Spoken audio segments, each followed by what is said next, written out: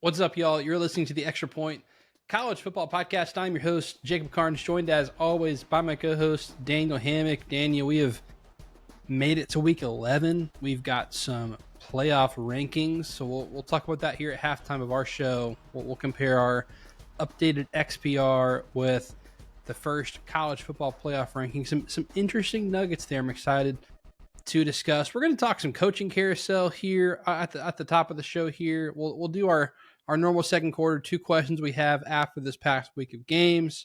We'll go into 3 games we're excited to watch, 3 uniform matchups to watch, and then 4 picks against the spread for this week's biggest games, including Texas Tech and BYU, Missouri and Texas A&M, Iowa and Oregon, Alabama and LSU. Daniel, how you doing?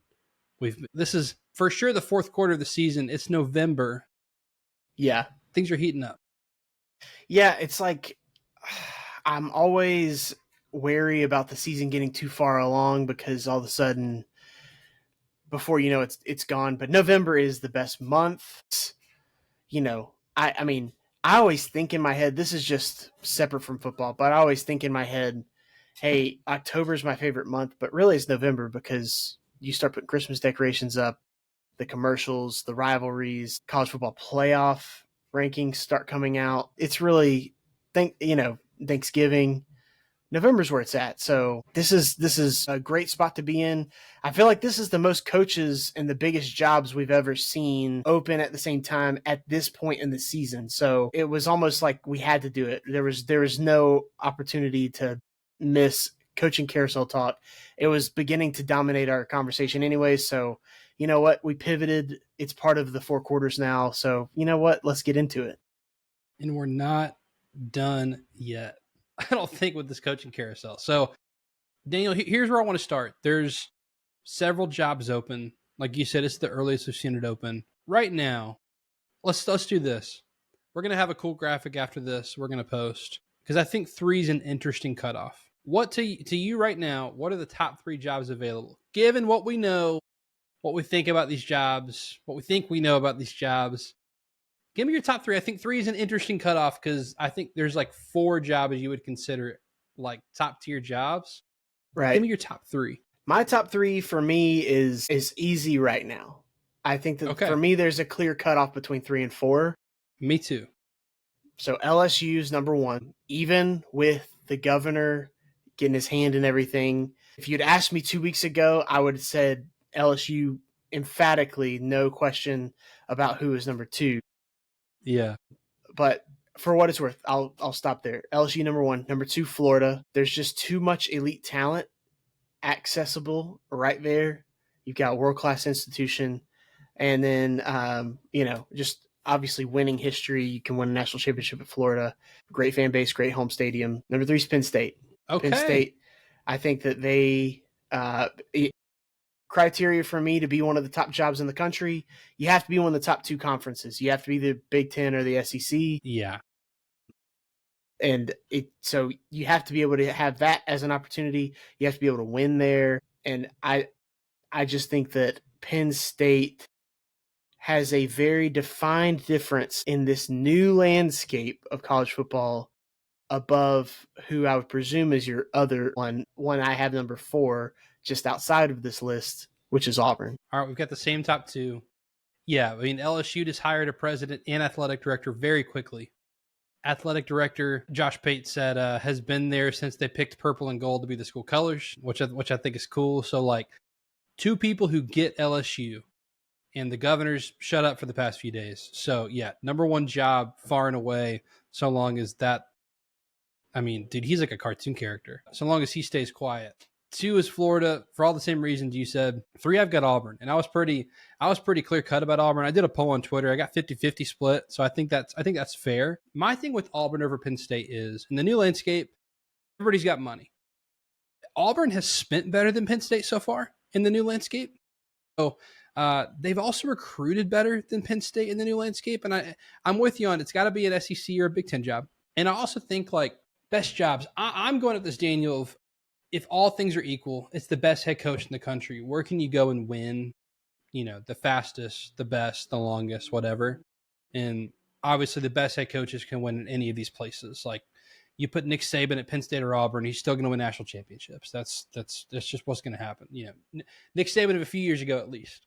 But to me, Auburn over Penn State. Sure the TV money is better at Penn State. The alumni base is bigger. But money is not a big differentiator. And like I said, like Auburn has spent more so far than Penn State on recruiting and roster building.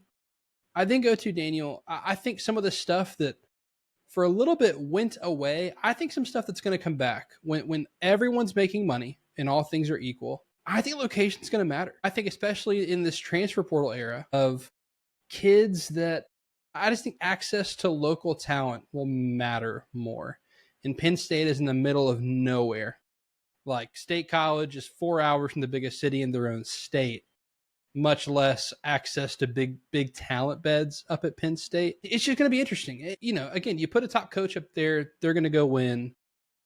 I also think it's interesting that their top two candidates have already signed extensions and said, I'm good. Like Matt Rule and Kurt Cignetti are like, we are happy where we are, because in my mind, that means obviously there's personal stuff that goes into that, right? Maybe they love the city. Their kids love it. They've got a family. They want to raise their kids there.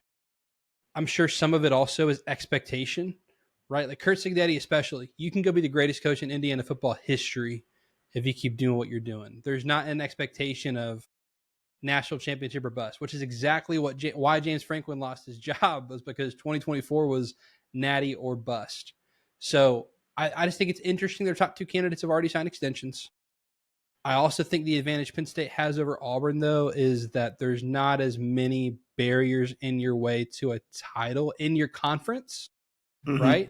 They don't have a huge in-state rival that is the bar, right, in Alabama. I just think Auburn's a better job. I mean, dude, they just fired a coach who brought home 7 national championships to the school this year. But in all seriousness, we said this a few years ago before Hugh Freeze got the job on this podcast, that every Auburn coach of the last, I think it's 3 decades, has at least played for a national championship at Auburn until Brian Harsin and until Hugh Freeze. It's a place where you can win. Gus Malzahn was doing it just fine. We've been on that for a while. I think that's passed. But yeah, so Auburn's my 3, Penn State's my 4. I could go either way there, but when I was pretty emphatically Auburn whenever I was looking at it. So I'm glad we disagree there. Yeah, my biggest thing is, when, we're both, it's funny, we both say new landscape, but we're talking about different things.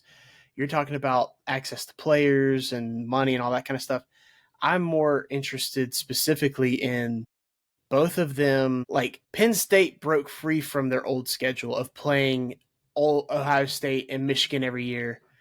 Auburn got locked into it long term because there was a lot of questions about what the 9-game SEC schedule, if that was going to happen. It officially got approved just a couple months ago, and I guess last month, whenever this was, and whenever that happened, Auburn essentially found out, hey, you're going to keep the Deep South's oldest rivalry. They are by themselves on the plank as the only team in college football, Jacob, that has to play Alabama and Georgia every single year. Tennessee was meeting at those same meetings every week with them when they were saying, hi, my name's Tennessee. I also have to play Alabama and Georgia every year. Tennessee got off of that with this new schedule update. They're going to play Georgia every other year. They're still going to play Alabama every year. So when that happened, I think that it increased the volatility, if you will, of the Auburn's schedule. It's like, those are not only are they two, historically strong teams, it's just they also run themselves extremely well as far as, head coaches, and they don't have a lot of turnover, and they're just solid organizations. Whereas Auburn, on the flip side, has had several different coaching changes.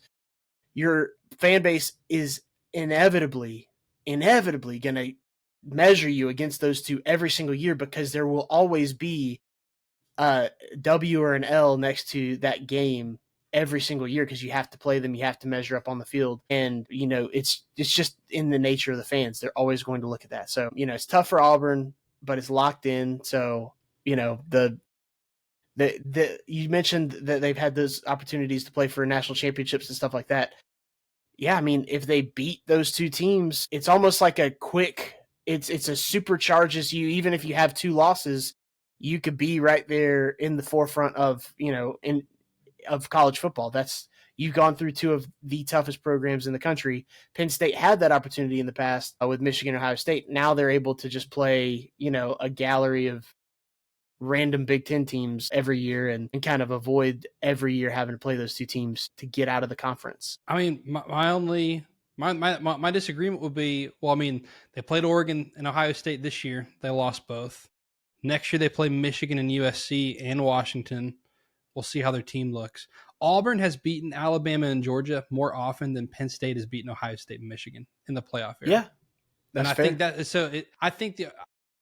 I agree with your argument. I believe Auburn could beat Alabama and Georgia more often than Penn State can beat Ohio State, Michigan, Oregon, because I've seen it. It doesn't mean it can't be done, but I've seen it be done at Auburn. And then if you do, you're in the national championship race, as you should be. You beat Alabama, again, I think every time they've beaten Alabama, they've been in line to play for it.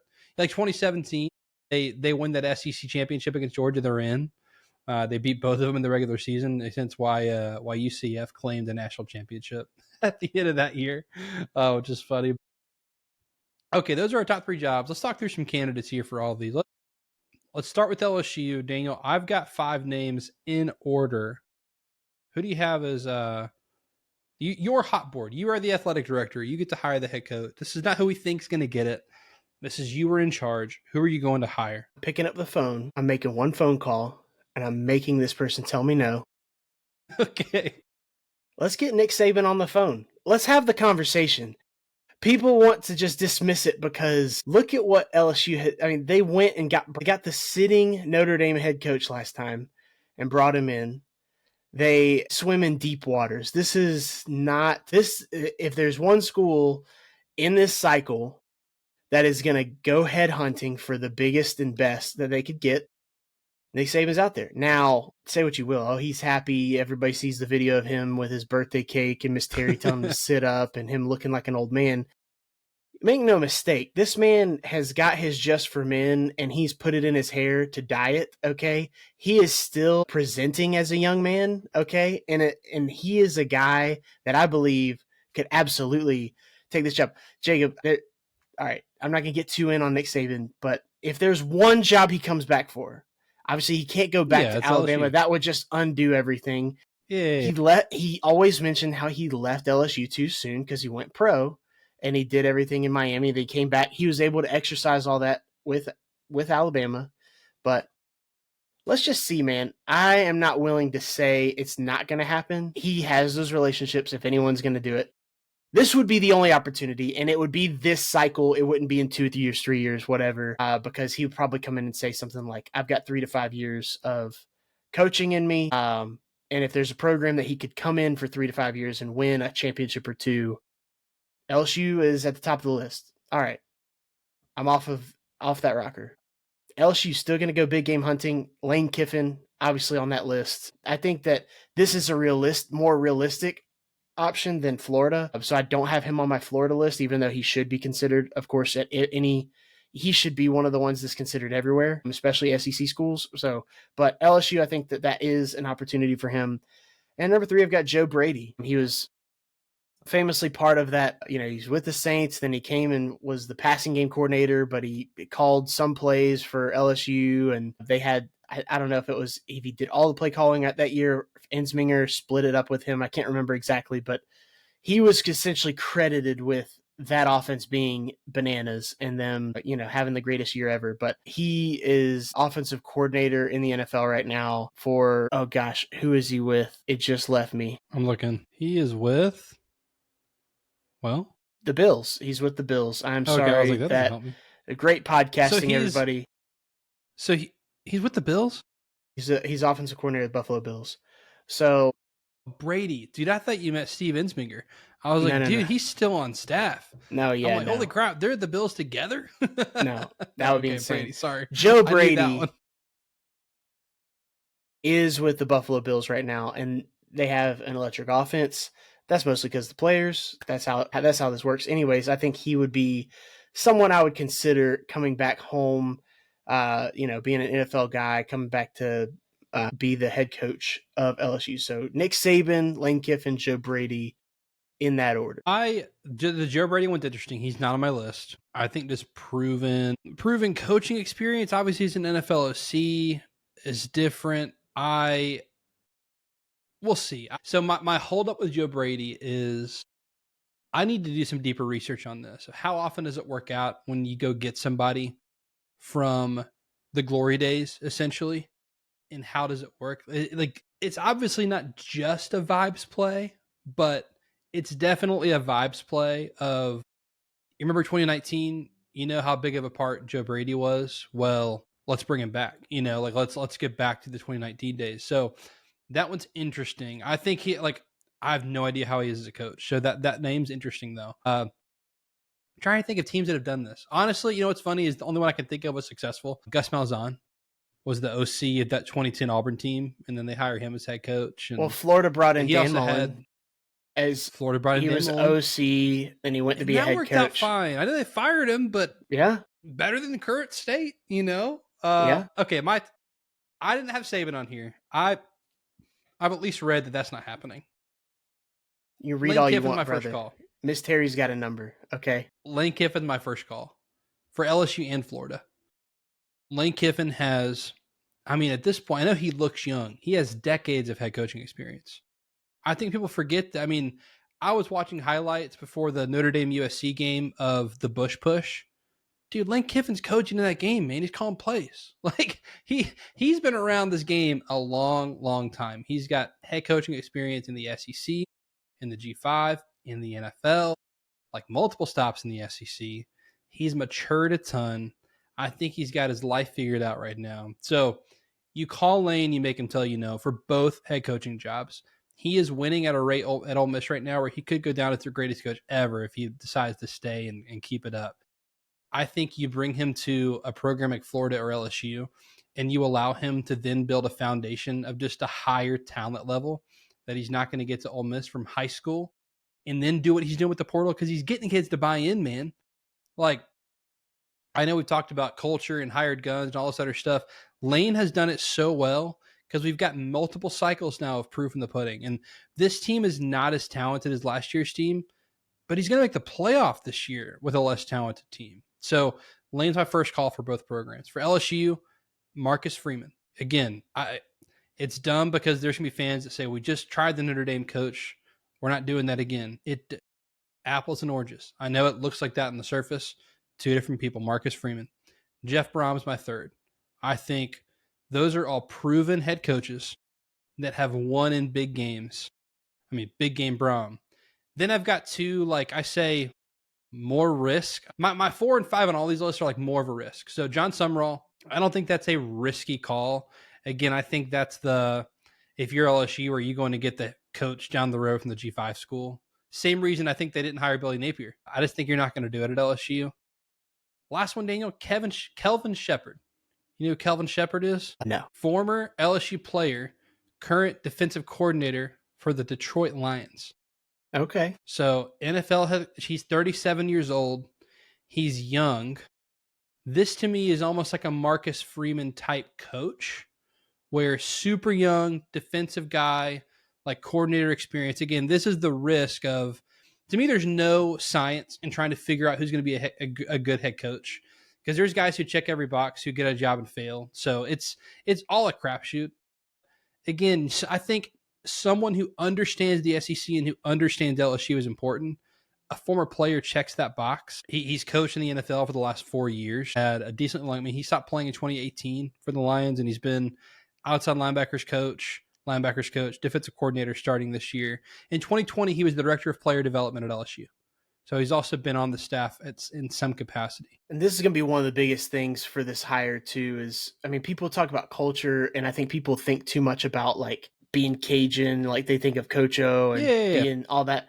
But it's really about the connection to former players. And so that's one of the biggest things that was, I guess, damning in the, Brian Kelly, saga, how that all started to play out was that he had not made it inviting for former players to come back and be a part of the program. And honestly, that's one of the greatest things about college football is you're part of that fraternity forever. So why would you not want former players to be around the program? I think that that's what sparked Miami's resurgence. I mean, obviously they're, a couple losses now, but that's what sparked them to do that. I mean, I think that there's several things you could say about, players that have gone on to NFL success, especially that want to be around the program, want to invest in the kids that are coming behind them. So Right. I think Shepard would be, I mean, a slam dunk as far as that's concerned. I'm with you. Okay, that's LSU. Dude, we could spend an hour on this. How about Florida? Give me your top candidates for Florida. I've already said Lane is my number one there, but Yeah, who are your other top candidates for Florida? I mean, I would call Lane if I'm Florida. I'm not going to. My list I mostly made of. I know that you're not going to think realistic, but who I am actually projecting. So I projected Nick Saban, but I would call Lane. The other ones I would go with. I mean, Eli Drinkwitz is getting a lot of pub. I think that he does a lot of what like Florida likes, which is he runs his mouth and then he'll like back it up on the field, and then he'll kind of rally his players. I think that he can kind of toe the line though better than some of the previous guys that Florida has had, where his guys aren't having, unsportsmanlike conduct penalties and things like that. It's more of like a him versus the other coach kind of thing. And I think that is perfectly fine. I think his team plays hard for him. We've jokingly referred to him as like the alpha nerd. And I think that there's a certain line of like, he's not going to take things too far in the sense that like it's going to hinder their performance on the field. So his ultimate goal is for them to perform at the highest level. So I like Eli Drinkwitz, obviously offensive play caller, offensive mind, has always done more with less so far at all the places he's been. I think he can get the most out of guys. So I think he's a good developer of talent as well. And he's been a pretty good recruiter at Mizzou. So you kind of put all that together. I think that maybe he could rise to the occasion at Florida in that regard. I also have James Franklin. I have him because I'm trying to be realistic. Like if certain guys say no or they get locked in, James Franklin has SEC experience and he's going to be coming for one of these jobs. So his contract is stipulating that he takes a job so that his full buyout gets paid. So he is going to take some sort of job somewhere. And he's a good coach. He's still a good coach. He's a floor raiser. And I think that teams like Florida and Auburn could really use a floor raiser in this season. So I have him on the list. Can And then, I yeah, pause real quick? Franklin, please do. he is my number one candidate for Auburn. I Have him think number one that for Auburn as well, and Arkansas, okay, and Arkansas. okay. So to me, I'm like, I want to pause on Franklin because he's going to be a name that I think people are going to say he was just fired. That's going to look bad for Auburn, for Florida. Look, he was fired because he publicly and internally put all their chips into this year. They lose to Oregon in, I mean, first it was kind of dominating fashion. They come back, they lose in overtime. It breaks that team.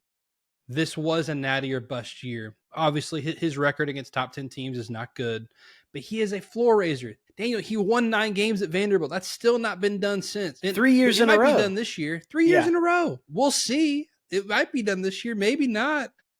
Yeah, Franklin is a floor raiser. I think he is the coach. Because if you're Auburn, this is why I think Auburn and Arkansas too. If your stipulation is look at his record against top 10 teams, look at what he did against, this goes back to our conversation about best jobs. Look what he did against Ohio State and Michigan. We have to play Alabama and Georgia every year. My response is this, well, do you also want to beat Kentucky and Arkansas and Mississippi State? Because he is doing that 10 times out of 10 and covering every single year. Like he beats every team he should and he loses to teams he shouldn't. He's gotten a couple upsets. To me, that's what Auburn had with Gus. You're not losing up to a back-breaking game to a 5-7 Mississippi State. Sorry to pick on them again. But and then he'd occasionally beat. I mean, he beat Alabama and Nick Saban 3 times. Beat Georgia once. He to me is the perfect fit for Auburn because he's a floor raiser. I think you go get a coach who's going to guarantee you 9-3. Because guess what? 9-3 and 10-2 is in the playoff in this modern era. That's what that means. Is you have a shot to win a national championship. If I'm Auburn, it can be a perfect fit. He can be their first call, and he's like, yes, fresh start in the SEC. He has to go look for a job. Yeah, Franklin to me is interesting. Mm-hmm. And I would be excited if I were an Auburn fan and they hired James Franklin. Yeah, I agree wholeheartedly. But that's the thing. I think Auburn and Florida are in the same kind of season. I think that as far as like in hiring, they both need a guy who's they've got a tough enough schedule every year, anyways. Like, let's beat the teams we're supposed to beat. Let's not have any mishaps against South Florida or whoever, and like let's just be consistent. And James Franklin is the model of consistency. So I think that both of those areas need consistency. The other one with Florida, I'm kind of breaking a cardinal rule. I didn't even mention it against LSU. I didn't put John Summerall because the LSU boosters are not going to hire the Tulane coach. The It's a Tulane coach. whole Yeah. the whole thing. It's just the mentality. Well, I'm breaking that with Florida, and I'm saying that Alex Golesh is an option. I think that you get to a certain point. I think Alex Golesh at South Florida is someone you've got to look at. The way he did such a quick turnaround and made it them so legitimate so quickly, you have to consider that. I do get it if Florida is at the point where they're saying, I'm not going to grab another G6 head coach, and I'm either going to take a coordinator or I'm going to take an experienced head coach from, the Power Five or, specifically like a James Franklin or whoever. I understand that, but sometimes you just got to keep swinging. Like you said, there's no rhyme or reason why a guy is successful or isn't. Right. And so you really have to take that chance. So I like Alex Golesh as another option for Florida. Yeah, I did too. I wonder if they're, like you mentioned, I wonder if they're actually going to do it because of he's the coach of the South Florida school. Okay, you mentioned Drinkwitz. I've got Jeff Brom as my number 2 for FM Florida. So I've got him 3 on the LSU board, 3 on the LSU board, 2 on the Florida board. Jeff Brom is just a good head coach. And I mean, his nickname is Big Game Brom for a reason. He likes to beat these top teams when he's an underdog. Now, he'll also lose the occasional, Virginia game, which Virginia has one loss right now. So they're actually turned out to be pretty good, but he'll lose some of those games. But again, think about what he did at Purdue, which you could argue might be the worst job in the Big Ten, given the year. He's winning at Louisville. They went out. He's going to be in the playoff this year at Louisville. I just think Jeff Brom's a good head coach. He's got a ton of experience. And again, this is all about the staffs you're going to hire too. Recruiting's changed in college football. He can go hire a good GM who can handle recruiting. He's a great football coach and getting teams to play to a high level. He gets quarterbacks to play to a high level. He's a great quarterbacks coach, which again, I think styles should not matter, but when boosters are paying for it, you got to appease to some fans. And hey, those are 2 offensive guys. That's kind of what you want if you're Florida. I've got 2 and then 2 reaches for Florida. Let me say this too. Auburn, I've got Franklin Summerall, which we've already talked about, as my number 2 call. I think that would be an amazing, both of those would be an amazing fit. My 3 on Auburn and my 4 on Florida is Glenn Schumann. I think that some of the sparkle has probably come off a little bit because Georgia's defense has not been as good than the last 2 years. I think their level of player just hasn't been as good the last 2 years for that Georgia defense. But again, Glenn Schumann's had head coaching opportunities. He's waiting on a big job. These are big jobs. He's an Alabama alum. I don't think Kalen DeBoer is going anywhere. These are the kind of jobs you finally wait for and take. I think he's taken the Kirby approach in that he's waiting for a big time SEC job because he can, and this is the kind of job he would take. So that's a call I'm making if I'm Florida or Auburn, and these other guys have said no. And in the same boat, well, this guy's a head coach, but I've got Fran Brown as my number 5 at Florida. Again, Syracuse has not been as good this year. I don't think he's getting a call this year, but I'd call him. Given what he can do on recruiting. He's a great coach. He's a player's coach, what it seems like so far. Lastly, for Auburn, Clark Lee.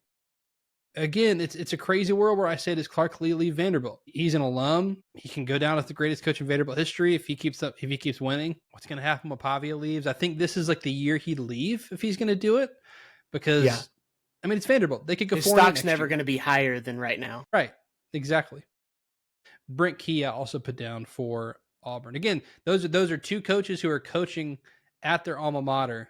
Do they leave for this job? I don't know, but stock at an all-time high for both of those coaches.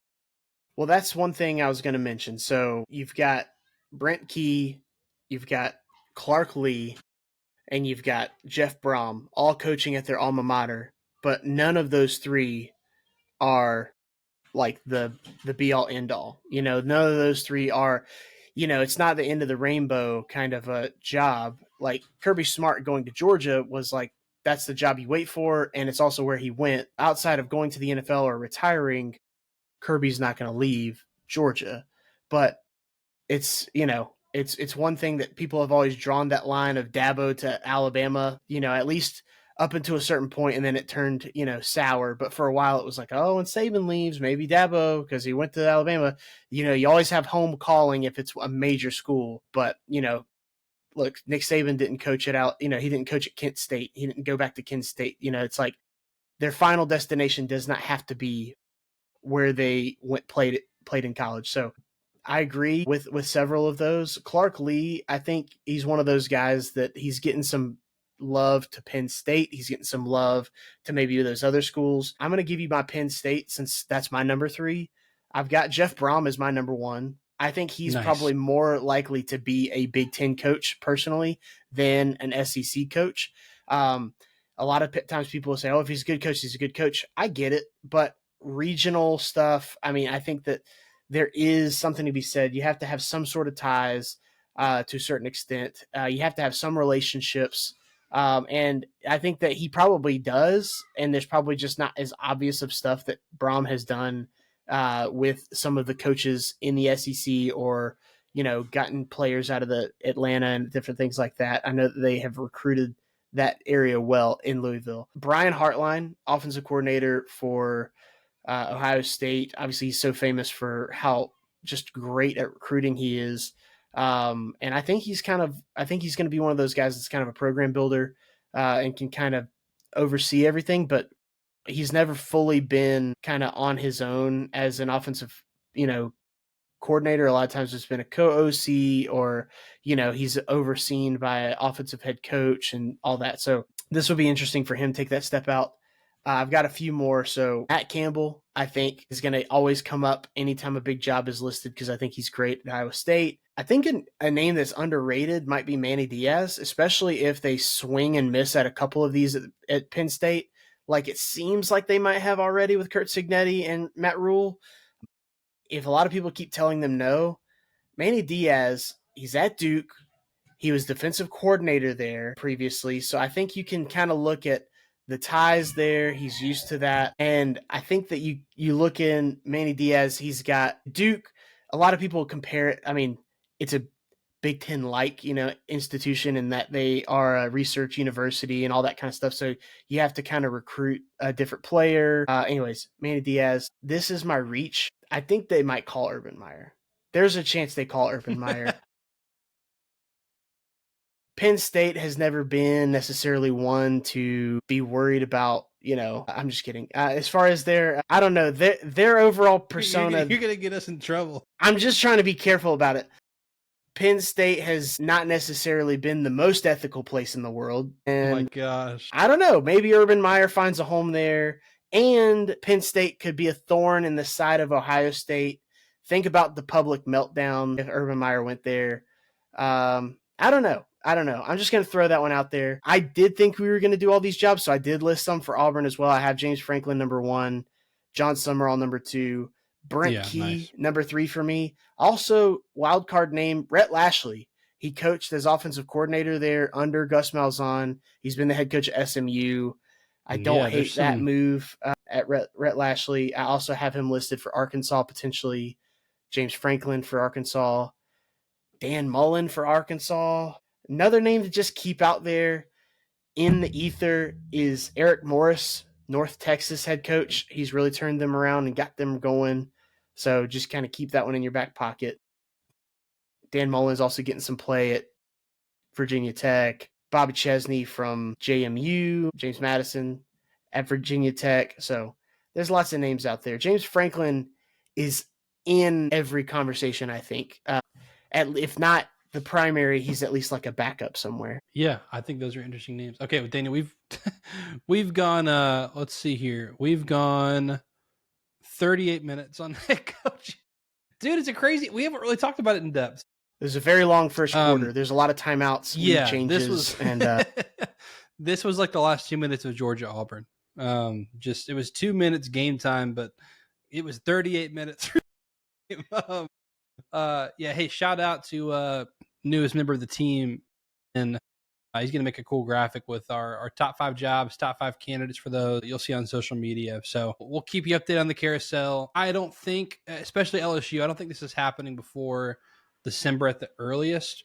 Curious question I have to you, Daniel, for all these jobs. If you're LSU and Lane's your guy, and he's like, I'm interested, I want the job, but I'm not going to publicly take it until my team is done with their season, and Ole Miss's season goes into January.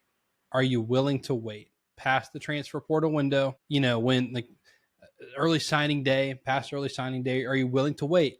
Because my thing is that is one class, and there's no spring portal window this year. That's important, but that's Great call. one class. Yeah. But again, if it's your guy and you feel like you've got your guy, I think it's worth waiting. Which schools are going to be patient? Interesting to watch. So that's something else to keep an eye on. Daniel, we had some football games this past weekend. What are 2 questions you've got? Or your first question as we head into week 11. Well, we're fresh off of CFP rankings last night, so Yep.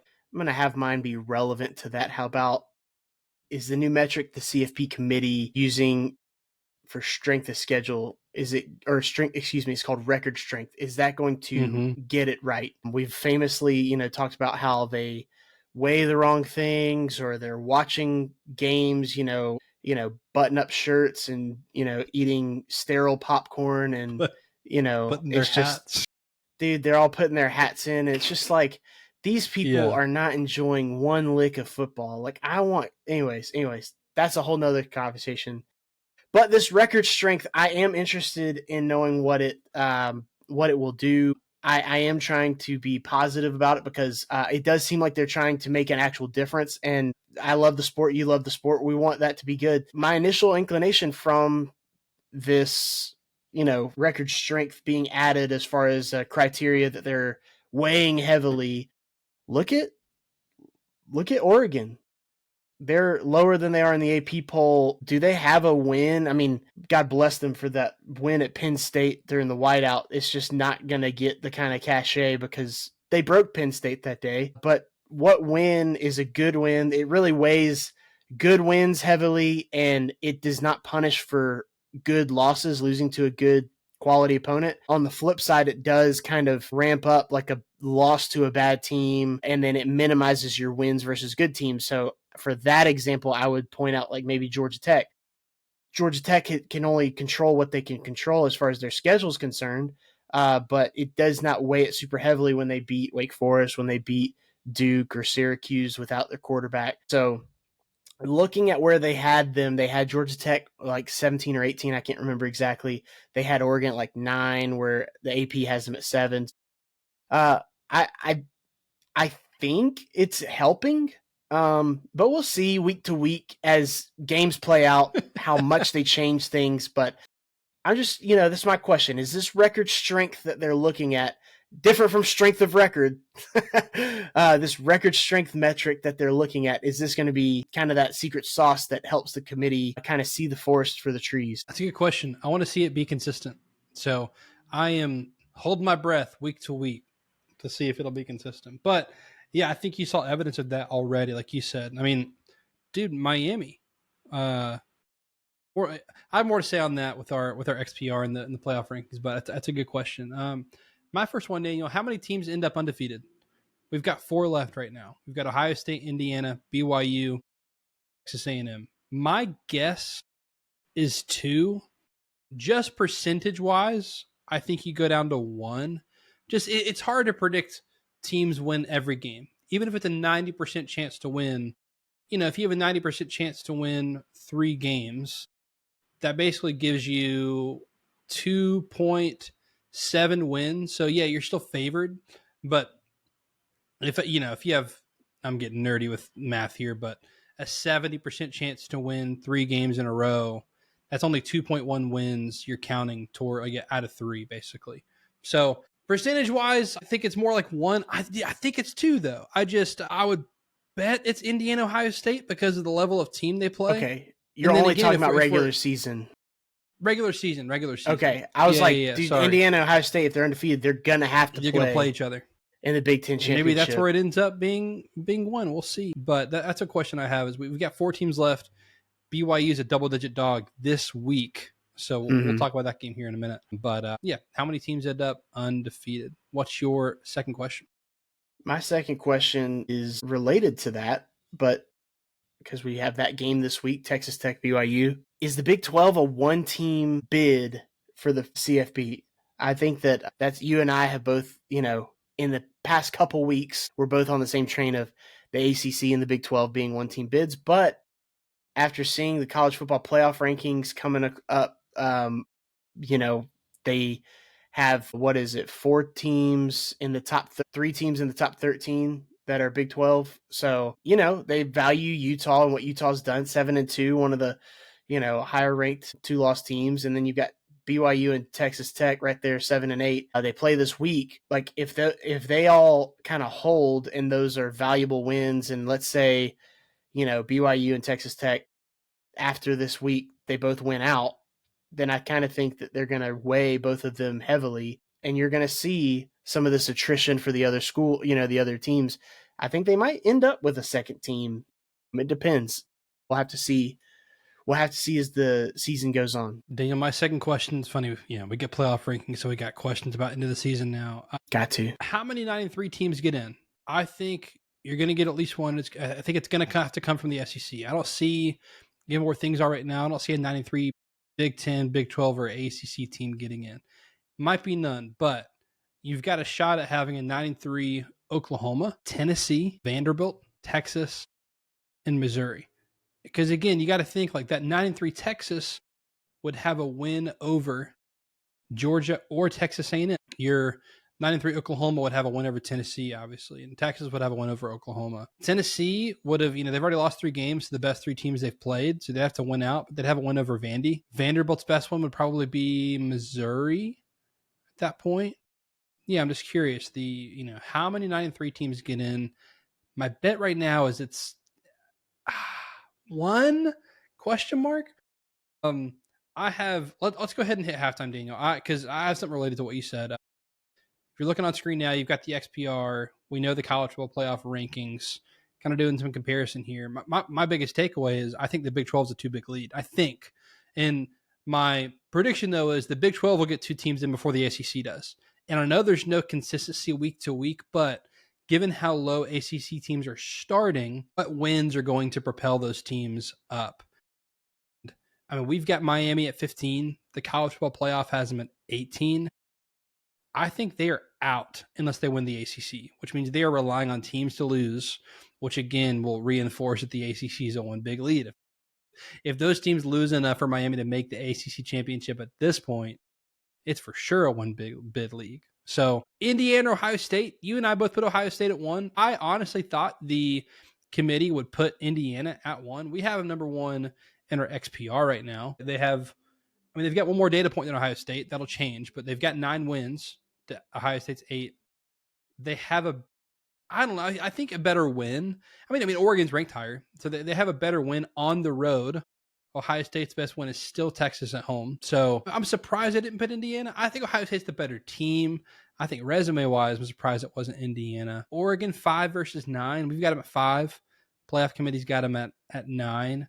And then BYU is my other big one of I've got them, we've got them at 11.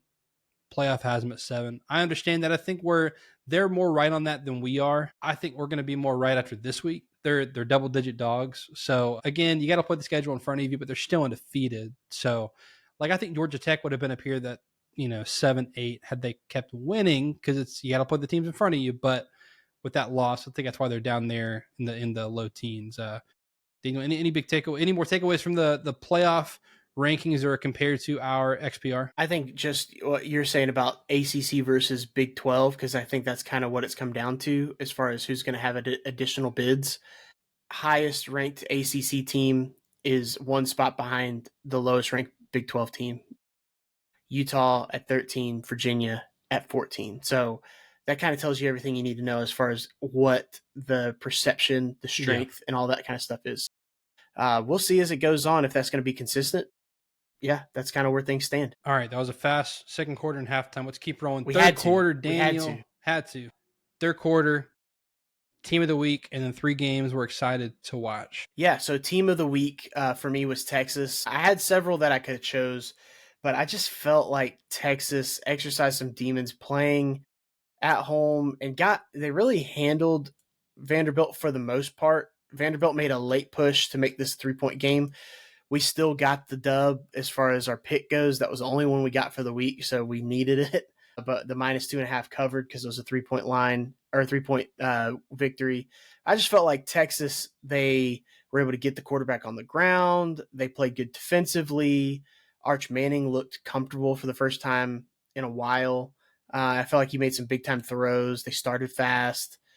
So you just kind of put it all together, and it's like, okay, Texas, this is a good win. And I think that maybe this is what, the kind of consistency you're going to see as they march towards the end of the season. And maybe this is kind of the start of where, they had all these high expectations and they've kind of been declining for a while. And maybe they're going to start the climb back to national relevance. And I think that started this week. So Texas, my team of the week. 3 games I'm watching. I've got 2 that are on Friday night. I believe they're both on Friday night. No. Just kidding. One's Friday night and then one's Big Noon kickoff. Sorry about that. I was looking at another Big Ten game that's Friday night, also on Fox.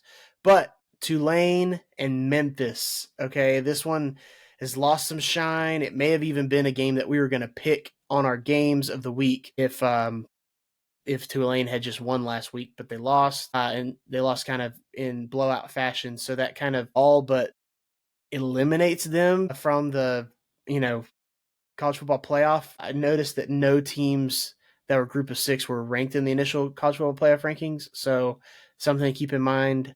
But Memphis kind of looks like the odds-on favorite. So they play at home against Tulane. That's a big game. You also have those rumors swirling for John Sumrall at Tulane. And you probably get some with Ryan Silverfield as well from Memphis as far as this time of year, these coaching opportunities. So that's one game. Indiana, Penn State. Penn State is now the punching bag for everybody. If they were to sneak up and beat a team like Indiana, that would be insane and kind of shake everything up. But 15.5-point line there for Indiana at home against Penn State. Kurt Signetti, kind of imposed his will on them. And then I've got Mississippi State and Georgia on this list. And Mississippi State at home at noon, 11 a.m. local time. Mississippi State has really given difficult games to a lot of teams, and especially at home. And then they got their first SEC win last week. So put both of those together, and Georgia's kind of walking into this one. They're an 8.5-point favorite, but you kind of look at Georgia team that's kind of played close with a lot of schools. This is a tough, to come down off the big win against their rival this week against Florida. Next week this week they're playing Mississippi State. So something to keep in mind there. So those are my 3 games I'm watching that we're not picking. Yeah, that's good. I like the Georgia-Mississippi State one. I think that's an interesting matchup for Georgia. I think they're going to be able to throw a little bit against Georgia. Excited for that one, especially. Daniel, I've got one uniform matchup of the week. Despite the all blue was the cocktail party. Looked really good on TV. I love that game always ends at night. So you get some sunlight on the uniforms and some stadium lights. Looked good in both. Great uniform matchup, as always, in that rivalry. This week, we've got some bangers. Last couple of weeks, I feel like have been a little bit on the weaker side. We've got some bangers this week. One, Clemson versus Florida State. Florida State can wear garnet or gold pants. Won't matter. Elite uniform matchup against Clemson. As long as they're not wearing the all orange. I don't know if they're going to wear orange breeches this year because, what is there left to play for, really? But it might be a weird game, and I don't know who's going to watch, but will be a great uniform matchup. Definitely lost some luster of what that could have been a couple months ago. 2, Daniel. I'm going to say that one. 2, North Carolina and Stanford. We've got that Carolina blue, probably my favorite color, against that Stanford Cardinal red. Again, blue versus red, one of my favorite matchups. That will be very good. Daniel, one of my favorite. I need to go through and find out what's my favorite uniform matchup in the sport. I think this one would be top 5. It's Alabama and LSU. They wear the same uniforms every time they play, because LSU wears white at home. Looks good in whichever stadium. Does not matter. Love the Alabama and LSU. And, historically, they've played this game at night. It will be at night this time. This is one of the best uniforms in the matchups in the sport. Very much looking forward to watching that game for the football, but also it's just going to look really good on TV and in person. That's a helmet game, Daniel. It doesn't get much better than that uniform matchup. And isn't it crazy? That one's one of the ones that's going away from every year because of the new SEC schedule. It's like, it doesn't feel right. So this will be the last one, last one in sequence. It'll miss it next year and then it'll come back the year after that. But it is crazy. I was looking, a few years ago, we did what we thought would be the permanent rivals or whatever. And I think I told you, like, the teams Alabama has played the most, Auburn, obviously, but then it was like Mississippi State and Ole Miss. They've played more than LSU, but obviously the last 2 decades, that's one of the premier matchups in the sport. I'm surprised just because it's done such good TV numbers. I thought ABC would have more of an influence on the schedule than they did. Or maybe not that they did, but I'm surprised the SEC prioritized balance over like premier matchups. I'm just because I just think money's kind of controlling the sport right now. I'm just surprised that ABC was not like, hey, we're paying you $300 million or whatever. We're getting Bama LSU. That's how I thought they'd handle that. yeah, So, yeah. yeah, it does stick. We're not getting it. Yeah, beautiful uniforms. Those are my 3, Daniel. Fourth quarter. Look, we're struggling. All right, I'm at 41% against the spread. This is by far the worst season I've ever had since we started doing the podcast. I might start a fade what I think principle this week. So, because if I picked opposite, I'd be almost 60% against the spread, which would be unbelievable. Yeah. So you're at 43% against the spread. I'm at 41. You're 1 game ahead of me there. Let's start. Texas Tech. We went 1-3 last week. We've picked the same, 2 weeks in a row. We've picked the same games. We've gone 1-7. So I might just change the pick depending on what you pick. Daniel, Texas Tech, BYU, Texas Tech, a 10-point favorite against the undefeated Cougars. BYU off a bye, Texas Tech playing 6 games in a row. Vegas still hanging a 10 here. Who you got in Lubbock? Texas Tech's the better team. I think they're going to come out and win this game. I am famously a BYU denier. Why change? So they've burned me a couple times, but at the same time, Texas Tech is just, I think they're too good. This is at home. This is actually taking the ABC slot on, taking it from the SEC at noon. So I love that. I think that this is the Big 12 championship preview right here. This could be in a few weeks what the rematch may be. So give me Texas Tech, lay the points. It's 10 points. I think they're going to win this by 2 touchdowns plus. It may be a bigger game than that. So I just think you start looking at some of the details here, the talent profile, all of that stuff. BYU definitely benefited from an easier schedule so far, and this is where it ends. So give me Texas Tech, lay the points. Let's keep it easy. Go Raiders. Red Raiders. Look, I put BYU on fraud watch, fraud alert. They come out and beat Utah. They're off a bye. Texas Tech playing 6 games in a row. I'm not backing down. I'm not scared. Fraud watch, fraud alert, BYU. Vegas knows. That's why they're laying at 10. It's been up at 10.5. It's back down to 10. Texas Tech wins and covers this game. I don't know if BYU can score enough to keep it within 10. That's my concern here. Texas Tech, most explosive plays in the country. They're also the top rushing defense on a per play basis in total yards per game in the country. They're also 7th in yards per attempt allowed in their pass defense. That's the most elite unit on the field. I don't know if BYU can score enough to keep it close. Lay the 10 points. I think this is like a 34-20 Texas Tech win. I think they win by a couple scores, Daniel. Lay the points. All the vibes are right, too. Last time College Game Day was at Texas Tech was, do you know? Was it for 2011 or whenever that was? It was 2008? 2008. When they played against Texas, Colt McCoy and the Michael Crabtree catch on the sideline. So Graham Harrell. High. Yeah, okay. That's right. Yep, nailed it.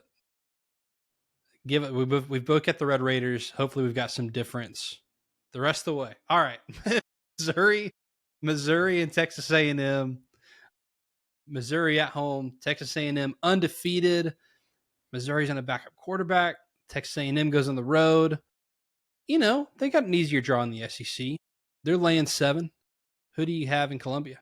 Both of these teams off a bye week, I believe. So coming off of last week, and Texas A&M with that huge win at Death Valley has their bye week.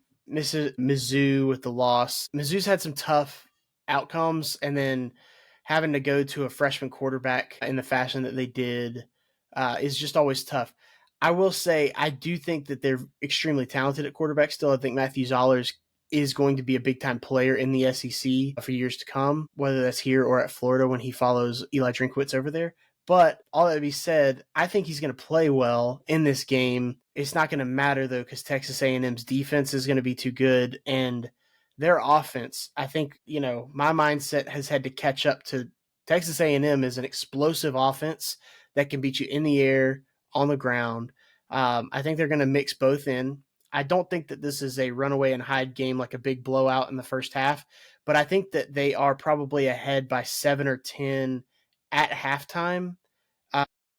Maybe the last drive of the first half gets them to 10 points, like they kick a field goal, and they go in like 24-14 at half, and then they come out in the second half, and I think that they extend their lead. I think this is going to be like a 17 to 20 point victory for Texas A&M, so still a big win, but it's more over the course of the game. They're just going to be too much for Missouri. So yeah, give me the Aggies, lay the points. Taking the Tigers. All right, so we're going to have some difference here. I like Josh Pate's principle because I've seen it more often of bet on a backup quarterback. And a lot of money goes, backup quarterback. So, take the other team, lay the points. I'm betting on a backup quarterback here that sometimes the team as a whole plays better because they know they've got to all put in more effort because they've got their backup quarterback. We talked about Texas A&M's relatively easy schedule, but they've got one of the best wins in the country at Notre Dame. I think they've looked like, even eye test wise, they've looked like the best team in the SEC. I don't think Missouri can score enough to win this game, but I think they can play keep away, run the ball a lot, and keep it close. Missouri is 87th in sack percentage, and Texas A&M can rush the passer. So I don't think that's a good matchup, but Missouri can rush the passer too. And I want to see what Texas A&M's offensive line looks like when they've got an elite pass rush coming at them that Missouri has. Daniel, I think this is going to be a one-score SEC game. I said beginning of the year, I don't think anybody's getting out of the SEC unscathed. I think this is a game they could lose. I don't think they're going to. I'm taking Texas A&M to win, but I'm going to middle it. Give me Missouri plus the 7. I like that it's 7. Wish it was 7.5. But I think they can play keep away in this game, limit possessions. This seems like a 27-21 Texas A&M win. And you know what? You take that and you move on. And you're one step closer to Atlanta. You take a win in any shape or form. A win's a win, and you move on. Good teams win in November. I think Texas A&M is a good team. I think they're going to win the game.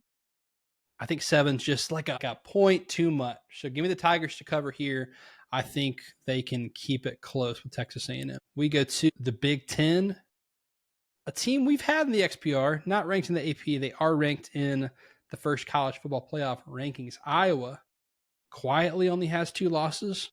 They played Indiana closer than any other team has this year. It was a 1-score game. Oregon comes into town. The Ducks laying 6.5.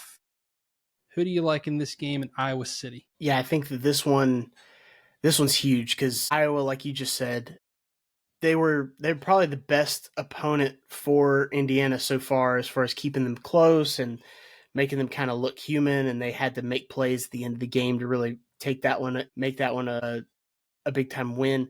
This one in Iowa, Oregon's coming in. They're the serious contender here. Of course, Iowa is trying to play spoiler. I like Oregon to come in here and try to make a statement. I think that they were embarrassed by the Indiana loss, and I think that over the course of the year, they don't have enough teams on their schedule to be impressive wins. This is as close as they're going to get on the road at Iowa. I think that they're going to come in to them against the world. They feel disrespected, their college football playoff position, and they're going to have to win this, the old phrase of style points. They're going to have to do that here. So I like them to come in. I like Dante Moore. I think is going to have a big day on the road. Yeah, give me the Ducks. I think that they win by I think at least 2 touchdowns in this game. So 6.5 points. I'll take it. I'll lay that easy. Give me the Ducks. I'm with you, man. I think one glaring mismatch in this game is the Iowa offense against the Oregon defense. Surprise.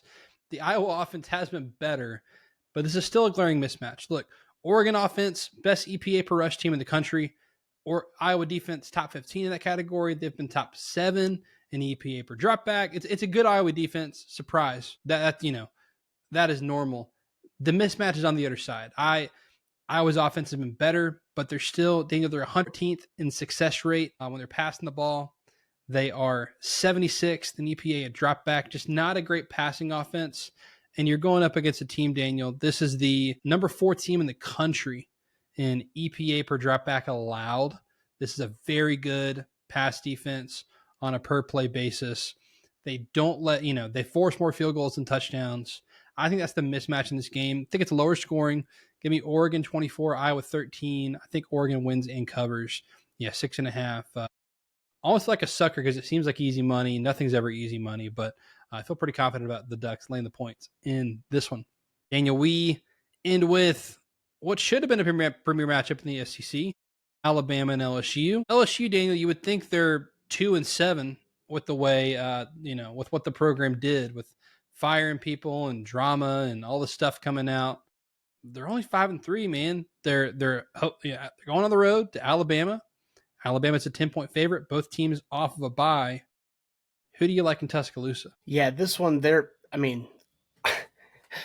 expectations just became too much, and you go from terrible culture, terrible just vibes with Brian Kelly and blaming everybody to Frank Wilson, who I think is just an LSU guy. He's got deep ties to the state of Louisiana. He's obviously been at LSU multiple times. He's 30 years as a coach. He's their recruiting coordinator. So it's like you don't make a guy like that if he doesn't have great relationships. You think about guys that are directors of player development, all that kind of stuff. So I think you're going to have a team in LSU that is going to be fighting and scratching and clawing, giving everything they've got. They've had 2 weeks to prepare. Obviously, both of them did, but I'm just saying that's why the firing was, during the bye week. That's just something where they can kind of get their staff in order, get everything kind of going in the right direction. I think they're able to also get healthy. LSU's still a good collection of players. I stopped short of calling them a good team, but they are a good collection of players. They have the ability to become a good team. They can still, I want to say they can make the playoff. They could go 9-3. They'd have to win the rest of their games. It's not likely with an interim coach, but Nussmeier's a good quarterback. He's not elite. I think that's what's been kind of evident so far this year. The team hasn't been able to get out of their own way. I'm talking a lot about LSU. I'm not talking about Alabama for a reason. Alabama is the standard in this game. This isn't Bryant-Denny Stadium. They're the better team. They have played with their food a lot this year. They've had several games. Obviously, the first game they got burned against Florida State, where they just did not do what they needed to do. But even after the win versus Georgia, which kind of galvanized them, and they've had some games where they have let the other team stay in it. For that reason, I think 10 points is too much. I think LSU is going to come in and be very inspired in this game, and this is kind of the last of its kind, because next year the SEC schedule changes.